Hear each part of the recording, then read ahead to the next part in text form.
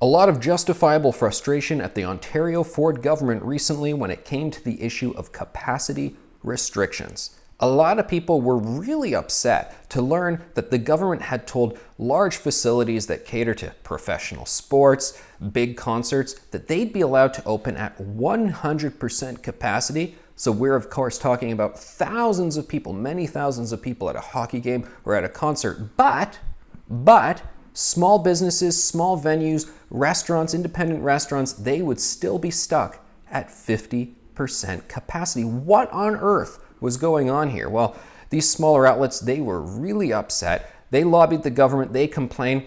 They got a meeting that they thought a cabinet minister would be at. Turned out there was no cabinet minister at it. They were not getting their grievances heard by any decision makers. That story made the news as well. Eventually, the government clued in and realized, come on, this just can't hold anymore, and they say they're going to change it. They announced they would bring about the changes, and those places would have their capacity restrictions lifted as well. Long overdue, and you got to wonder what on earth was going on here. Where was the logic, the science, the fairness? What I think was going on is this was just yet another example of the little guy being an afterthought. We have seen that time and time again, whether it's in Ontario or just in other jurisdictions, where they are not putting the small business, the little guy, the individual as someone who's front and center. People who are not connected, maybe they don't have the right lobbyists to get their voices heard or to get their voices to be taken seriously. You know, you're always told, oh, just another couple weeks, just another couple months, do this, do that, out of an abundance of caution, so on and so forth.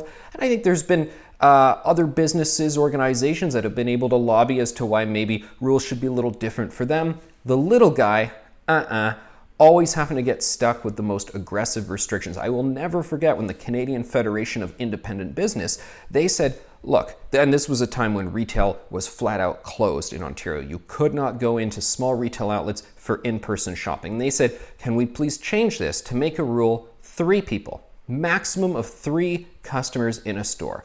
Made total sense, I think. Why not? Just a question of fairness, particularly when you still saw at places like Costco and Shoppers Drug Mart. Were there hundreds of people in there? Yes, there were. And the government never agreed to that very reasonable request from the Canadian Federation of Independent Business. So yet another example of how the little guy is an afterthought, whether it was a year ago or, well, the fact that it's still happening right now.